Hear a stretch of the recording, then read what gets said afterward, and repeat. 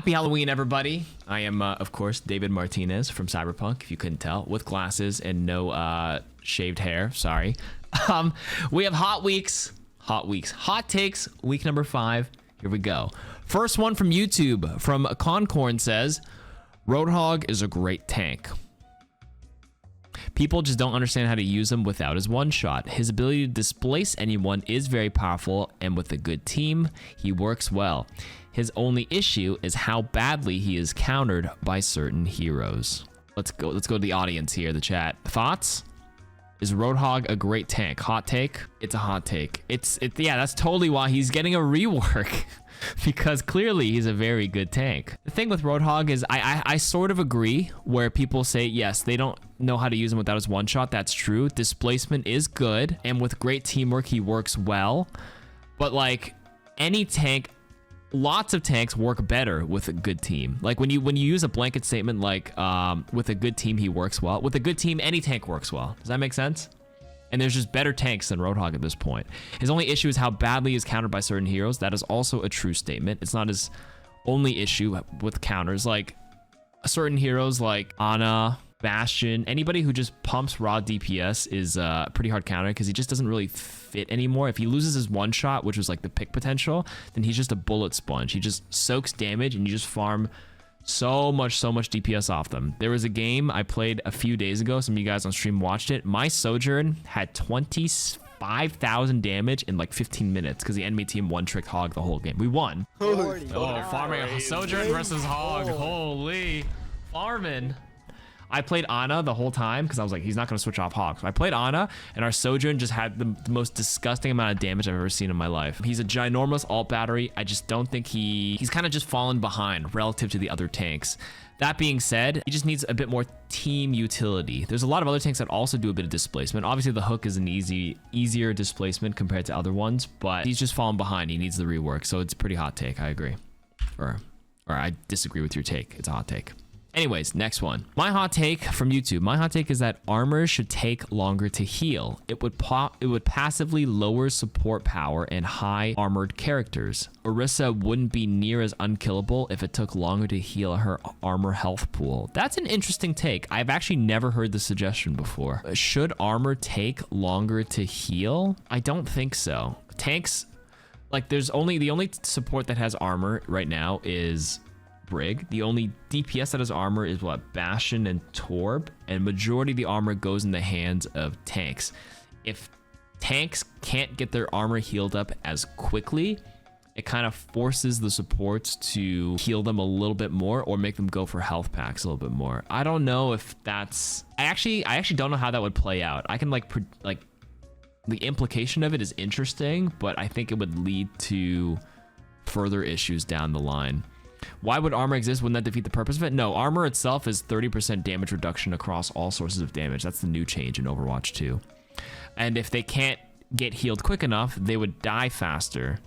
And tanks right now, like there is a lot of healing in the game, of course, but like if you're mentioning the example of Orisa nearly unkillable, that's just a result of the supports like Alari and Lifeweaver and Baptiste having so much heal and immortality, and then allowing Orisa to cycle cooldowns like the spin, a fortify, giving her so much overhealth. That's just like an Orisa cooldown thing.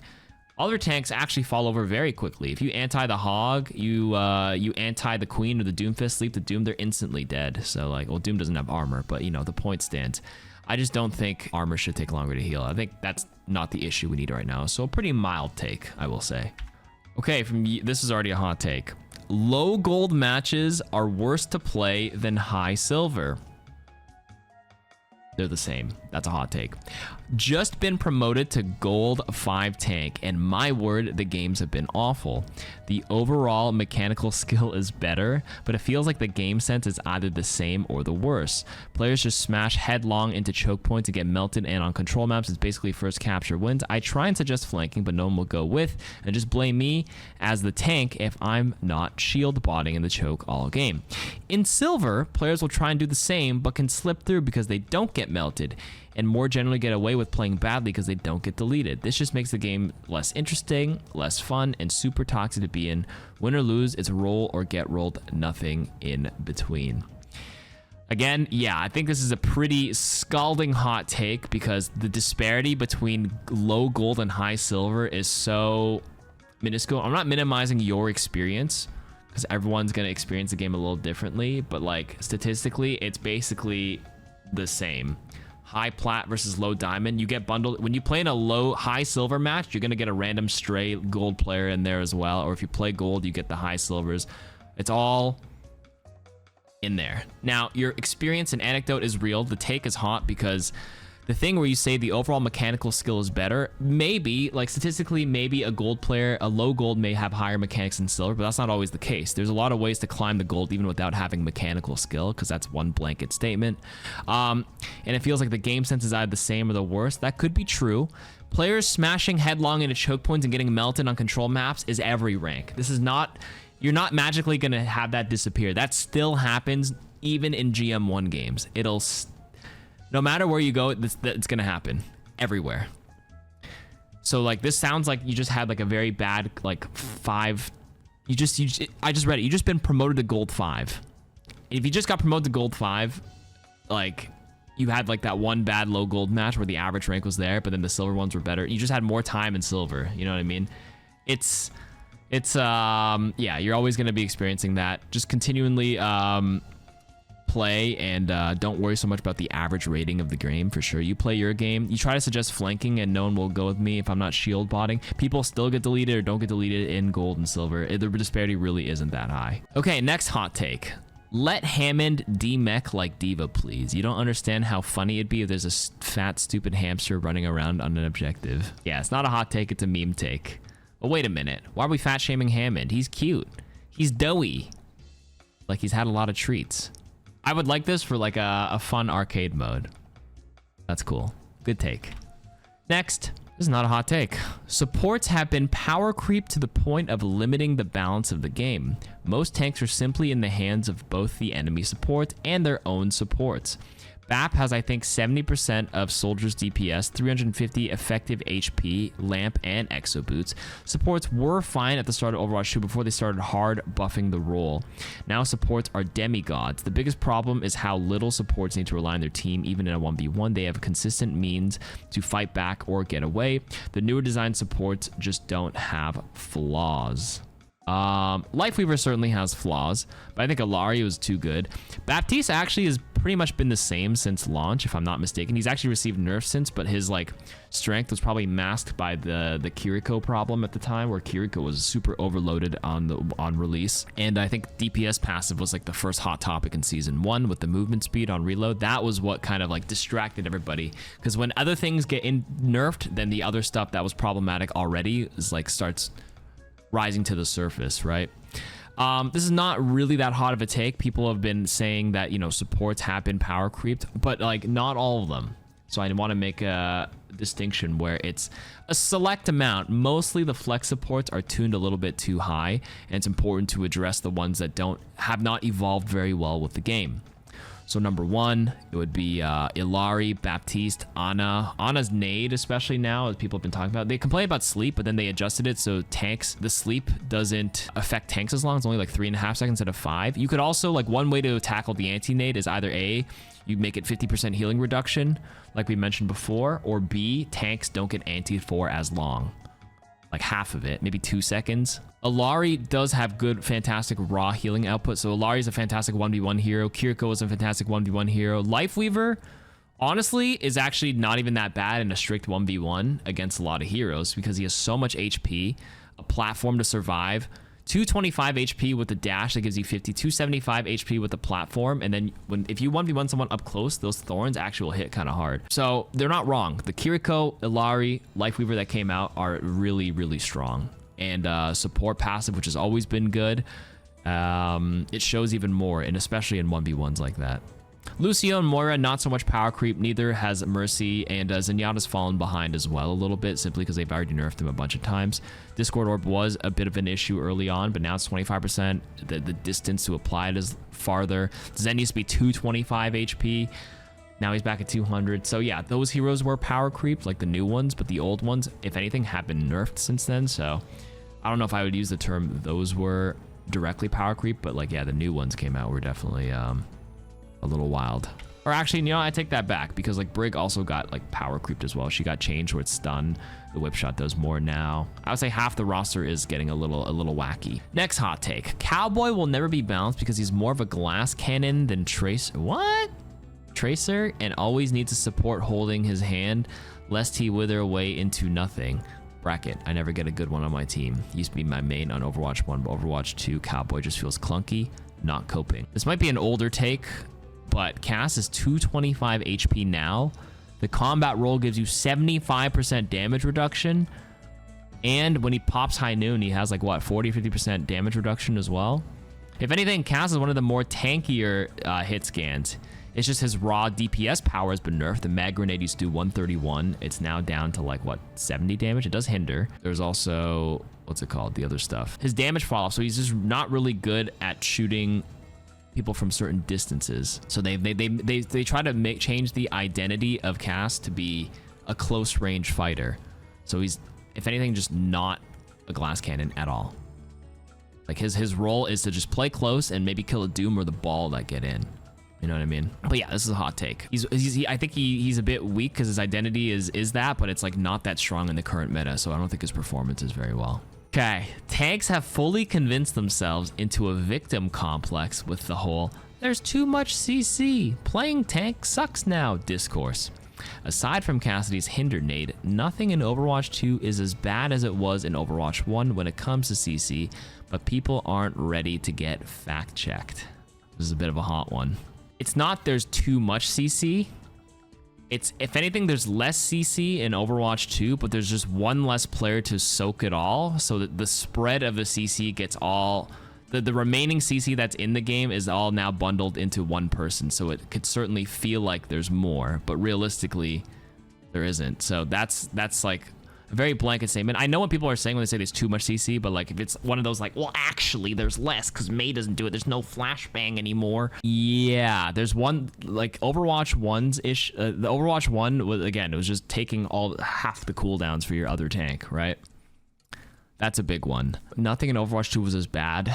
I mean, again, it goes back to the whole point of absorbing all the thing. So I wouldn't say they've convinced us into a victim complex for sure. Like, I definitely think there's some very valid criticism or valid claims where like the game, now the game's been out for a year in Overwatch 2. Now they realize you just go all in on the tanks and just dump everything on them, remove them from the game by anteing them, throwing all your stuns and CC, and then that's how you win.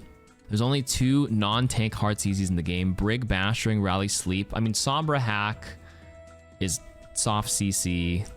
The other tank can usually just save their CC for the tank as well. If you're playing Orisa, obviously if you spear a squishy, that's good too, but you can just spear the person in front. Sigma as well. There's a Doom running around. I'll save the rock for him while he's blocking. A lot of the CC is baked into all the tanks more than anything.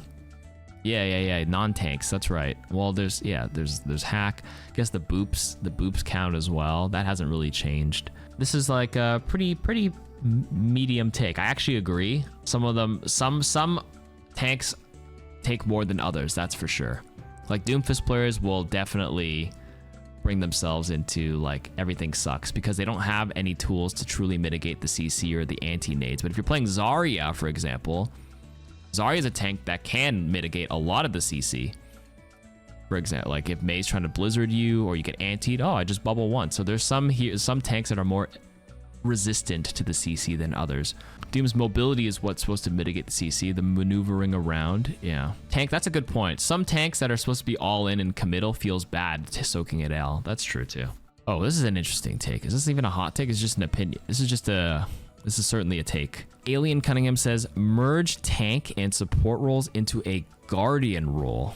Damage is focused on getting kills and having mobility, while the Guardian is focused on utility such as CC and survivability either for themselves or their teammates. But then how do we do the role lock? Just 3 Guardians, 2 tank, but then people will just run 2 Guardians with 1 support Guardian. Nah, this is this is something that's just never gonna happen. Well, I guess for that reason it's a hot take video, and that is certainly a very hot take. Sure. Ooh, Skiesti hot take. Is this really a hot take? Mercy's 1.5 second Guardian Angel wasn't that bad considering how clunky and buggy the ability is. This is when there was the Mercy discourse back in the day where like it's really hard to kill the moth that's just flying around and being super hyper mobile and everything. I feel like the ability has been more buggy lately, and for me, I never really considered, like, I've never really been like a Mercy bitcher, to be honest with you, where I bitch about Mercy's movement. Mercy's like, I've never been part of the Mercy discourse, not because I'm afraid of the Mercy Mafia or whatever, but simply because like I actually thought the other flex supports and list supports were stronger. It was just mostly the damage boost more so than the movement. I think she kind of needs it. She doesn't really fight back with her pistol, so if you don't have like movement, then you kind of just don't do anything. Or like you're really easily punishable, excuse me. It was the damage boost that seemed to be like just damage boost in this game in general, like Discord and the beam were the bigger issues for me. Like the pocketing Mercy's Sojourn meta in season 1 and 2 were actually just something else. It was mostly the DPS player mains that probably felt the brunt of the unkillable Mercy. But like if she's mid Valkyrie, I mean, you don't have to focus her. I think it's better to go for somebody else because she's hard to kill. You play your advantages, or like if it's 1.5 seconds, you have a small window to punish, or like you have to pressure the other person to force her to fly. I think there was ways around it. I actually agree with this. It's not even like a hot take. I don't think the Guardian Angel was that bad, to be honest with you. Even in the neutral. Thalia says, hot take. Brig and Moira wouldn't have been needed if Blizzard actually acknowledged the issues with dive and nerfed the dive heroes. What? Okay, hot take number 2. Let me read both first. Hot take number 2. Blizzard killed the tank role by refusing to acknowledge that the community was right in their classification of main tank and off tank. If they did, they would have realized Sigma wasn't a main tank, so they could balance him accordingly. As if he was an off tank, he wouldn't have had as problematic of a shield on launch, and we wouldn't have had double shield and Sigma meta for as long as we did. Okay, hot take number 1, Brig and Moira wouldn't have been needed if Blizzard actually acknowledged. I think with hero design, I don't think it's a priority for people to consider too much of the, you design the hero based on lore and I guess fit on the abilities, but I think it's good to have archetypes of all different sorts of heroes as well. I think they did mention that they want to market Brig as a anti-dive hero, and I think you need that. Even if you nerf the dive heroes, if there's still no answer to it, I still feel like it would still be the more dominant meta. And then obviously people complain about goats in Overwatch 1 because it ended up being the most powerful one after a certain period of time. But without it, then people would complain about dive. If there's anything that's just too stale, it's just playing one thing for too long. So like people would be like, dive again. Oh, it's always dive. It's always dive. It's just you don't want the same thing for too long of a period of time. And I think the Brig and Moira discourse is mostly on the goats, the original goats, which was what, Moira, Lucio, Brig. And I think those heroes are good in their own right, and they fit in the game, so I don't agree with this take. Even if you nerf dive, there's no answer to dive as well, besides running your own dive. That would equally become a stale meta. As fun as dive is, and having the movement, you don't want to play one thing the whole time. Okay, hot take number 2. Blizzard killed the tank role again with the classification. So did they acknowledge that they like don't see main and off tank? I don't recall if they did, but like I think they used a term called like anchor tank or something like that at a certain point. They didn't use the term off tank. Was it Orisa that was like an anchor tank or some weird terminology like that? I think it's important for Blizzard and devs to like evolve with how the community perceives the game as well. So like having that distinction and kind of balancing around that is not a bad idea.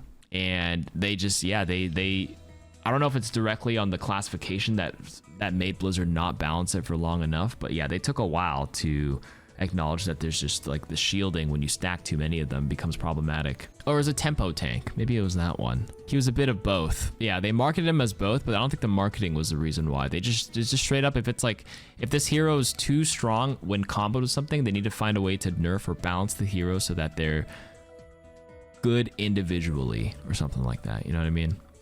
But yeah, I don't think they killed the tank role. So a little bit of a hot take. Smurfing is cheating. It's a bit of a direct correlation. It isn't cheating directly, but it can certainly feel cheap and unfair when you're supposed to be queuing into a game where you play people of a similar skill level that you would assume would be, you know, of that. But I have no idea how to tackle smurfing in a live service game when you can play on an alt account and play with friends and do all that. Smurfing is in every single live service game. Now, if you're, you know, smurfing for content, I don't personally do unranked to GMs and things like bronze to GM and anything like that. I don't partake in it.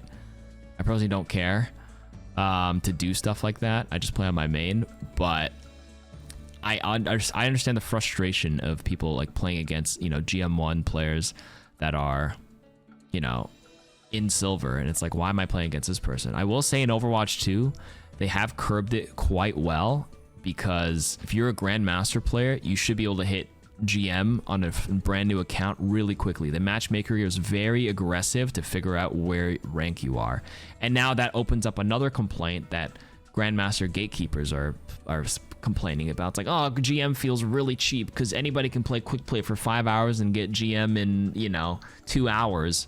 But like, doesn't that just mean it's working correctly? Because like, if you're a GM player, you shouldn't be playing like 200 games in Platinum. If you can get GM in 2 hours, it's because the game's like, you're already GM. Like, there's nothing to prove. That's just my take on it.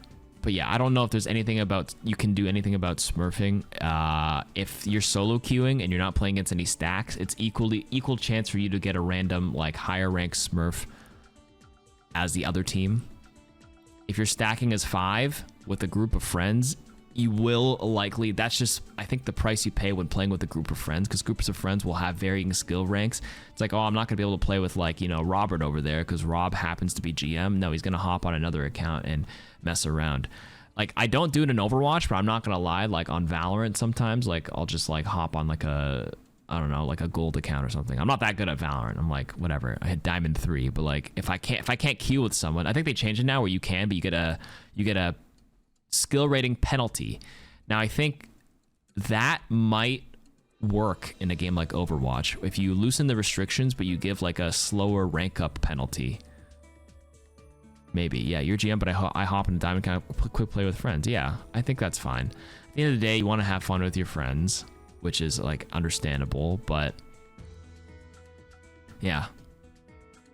QP is different anyways, but smurfing is cheating. Yeah, I don't agree with this. That's a pretty hot take. And that's it for the Halloween episode.